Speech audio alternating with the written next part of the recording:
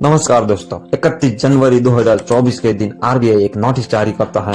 Article 35A banking regulation act 1949 के मुताबिक RBI ने पेटीएम पेमेंट बैंक पर एक फंदा कस लिया। उसने बताया कि पेटीएम पेमेंट बैंक अब 29 फरवरी 2024 के बाद न ही डिपॉजिट कोई कर सकती, न ही क्रेडिट ट्रांजैक्शन कर सकता है।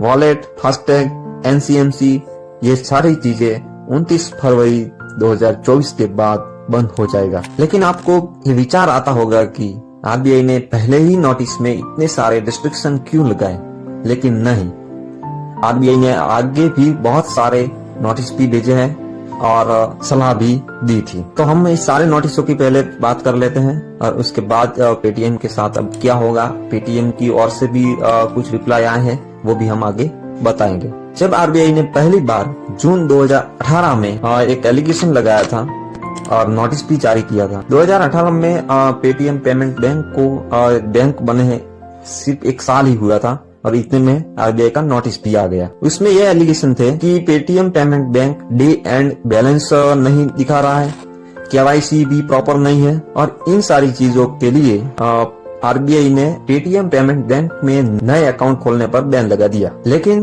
पेटीएम पेमेंट बैंक की ओर से और अब आरबीआई में बातचीत हुई और कुछ हल भी निकालने की वादा किया गया और उसके बाद दिसंबर 2018 में यह बैन हटा दिया गया और उसके बाद भी पेटीएम पेमेंट बैंक ने कोई एक्शन नहीं लिया।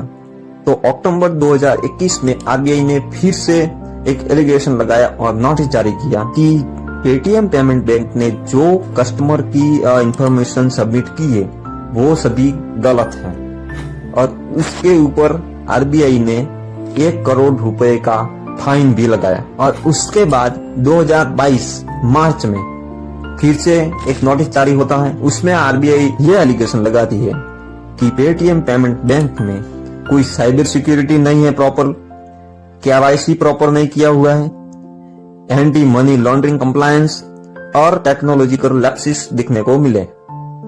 और बड़ी बात यह थी कि पेटीएम पेमेंट बैंक का सर्वर उसकी पेरेंट कंपनी 197 के साथ शेयर क्यों कर रहा है। यह जिम्मेदार बैंक के नाते उसका सर्वर किसी और कंपनी के साथ शेयर नहीं करना चाहिए। हालांकि पेटीएम पेमेंट बैंक का सर्वर उसकी पेरेंट कंपनी 197 के साथ शेयर था और इसके लिए फिर से आरबीआई रिस्ट्रिक्शन लगाती है और उसमें एक सुपरवाइजर भी लगाया जाता है बैंक में।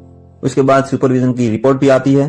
अक्टूबर 2023 में आरबीआई फिर से पेटीएम बहुत बड़ा इल्जाम लगाती है और उस एलिगेशन के तहत 5 करोड़ 39 लाख रुपए की पेनल्टी भी लगाती है। उसमें आरबीआई ने ये रीजन बताए थे कि बेनिफिशियरी ऑनर कौन है, पे आउट ट्रांजेक्शन और रेगुलेशन स्लेवी के ऊपर ट्रांजेक्शन हो रहा है और साइबर सिक्योरिटी सही नहीं है। और इतने सारे नोटिस और पेनल्टी के बाद भी पेटीएम ने कोई स्ट्रिक्ट एक्शन नहीं लिया और तब जाके आरबीआई ने जनवरी 31, 2024 को लास्ट नोटिस जारी करती है और उसमें पेटीएम पेमेंट बैंक का भी एंड होता है। लेकिन इसमें कुछ चीजें अभी भी चालू रहेगी।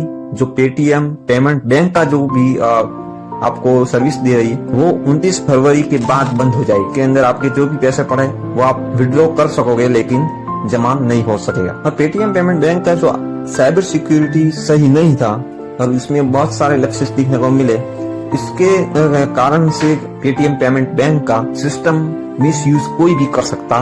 और अब पेटीएम के साथ क्या होगा? अब यदि पेटीएम के साथ कोई और बैंक टाई अप कर लेता है तो कोई पेमेंट बैंक बंद नहीं होगा। लेकिन यदि कोई अन्य बैंक उसके साथ टाई अप नहीं करता है, अलायंस नहीं करता है, तो ये बैंक 29 फरवरी के बाद बंद हो सकता है। और एसबीआई ने भी एक बयान दिया था कि हम पेटीएम के कस्टमर का रेस्क्यू करेंगे, लेकिन इसमें साफ बताया कि हम पेटीएम की कोई मदद नहीं कर रहे हैं, सिर्फ उसके कस्टमर की मदद कर सकते हैं। और अब पेटीएम की ओर से भी सभी के एप्लीकेशन में कुछ नोटिफिकेशन आया है कि उसमें उसने बताया है कि क्या हम कर सकते हैं पेटीएम ऐप के जरिए। हम रिचार्ज और बिल पेमेंट कर सकेंगे, टिकट बुकिंग, फाइनेंशियल सर्विस, ये सारी चीजें भी हम कर सकेंगे।